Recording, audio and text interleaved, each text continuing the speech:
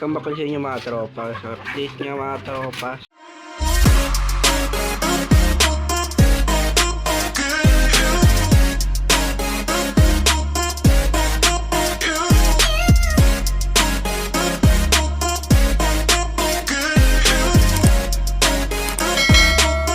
So, ngayon lang ulit ako nakapag-vlog mga tropa. So, ito nga yung mga napapisa ako na sisiw. Malalaki na sila. Tapos yung isa bagong inahin. Ewan ko tawag sa ganyang lahi eh. So ganda nga ng itlog nito ay brown na brown. Okay. So yun nga mga tropa, may binigay sa akin na pugo. So papakita ko sa inyo mamaya.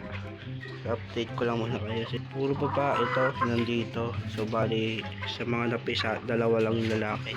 So nakahiwalay na sila. Tapos may lovebirds tayo dito kasi nasa nest siya. Ito naman mga tropa yung mga susunod ko na papalahi. Ayan. So medyo mahilap lang tong natin, pumpkin. Di kasi nahawakan eh. Ayan. Saka di ko alam paano paamuhin to. Ayan, mahilap masyado. Ayan. Tapos ito yung magulang ng ng mga sisiw. So ito so ito anak niya, ito yung nasa ilalim. Pati nandoon sa may kabila yung una kong pinakita mga tropa nga sila. So ito yung una, ito yung panganay. Tapos ayun yung mga sumunod, yung mga babae. Kala ko sana sila doon ilagay kasi wala na space na kulungan para sa mga sisiw na yon. Kasi marami yun eh.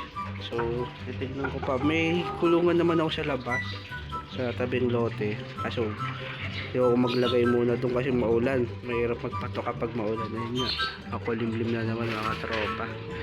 Ayun.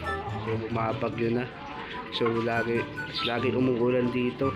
Ngayon lang hindi umulan, pero mamayang hapon uulan yung bigla. Tapos ito yung pangalawang napapisa ako.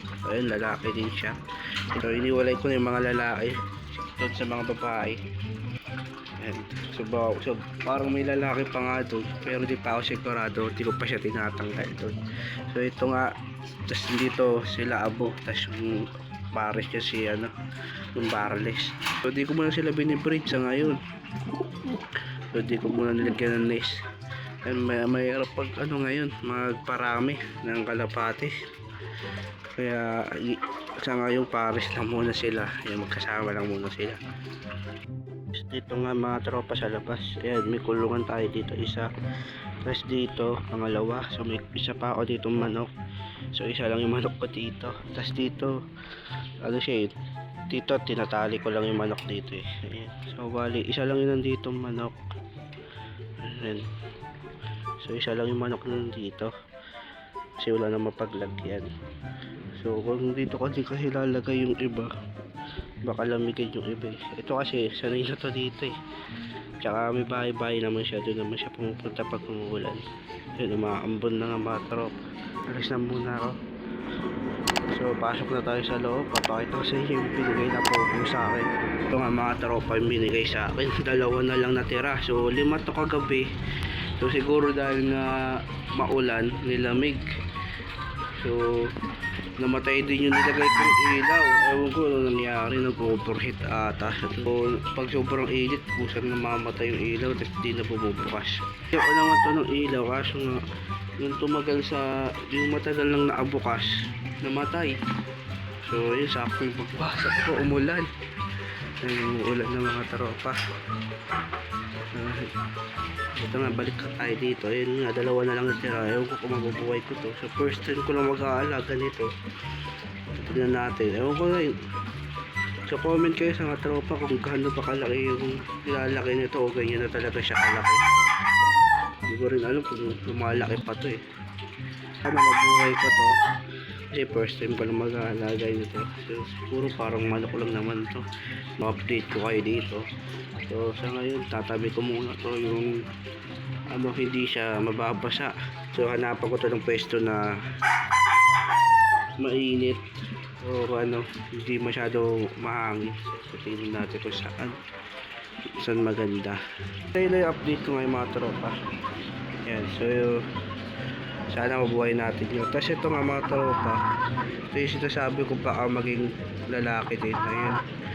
Pero 50-50 pa ako eh. Pero ayun. So tututok ko na lang, papakita ko sa inyo. Pero yan, titignan nyo na lang. Hindi kasi ako masyado magaling pa magtingin ng manok eh. Ayun. Kung babae pa o lalaki. Kasi may ano siya, cold siya sa leeg, paikot. Kaso mga pati lang, maliliit lang. Tumutubo pa lang yung iba. Hindi katulad ng mga kapatid niya na... So yung kapatid niya pala, ito, tas yung dalawang lalaki na kaiwalay. So tatlo, iba na magulang niya, tsaka iba na tatay niya. So sabit lang yan dyan. Sabit. So sinama ko lang yun sa incubator. Nandito nga incubator ko. Yan. Wala pa siyang laman. So sa ngayon di ba na ako nagpaparami. Sa ngayon di ko na kinukuha yung itlog. So ginagawa ko na sa ito. Pinaparami ko muna yan. Tapos nilalaga namin. Siguro pag gumanda na yung panahon, pag medyo uminit-init na o kaya umaraw, so baka doon na tayo mag-breed. So mahirap mag-breed ngayon, maulan. So yun lang muna video natin ngayon mga tropa. So update ko na lang ulit kayo sa mga susunod na araw.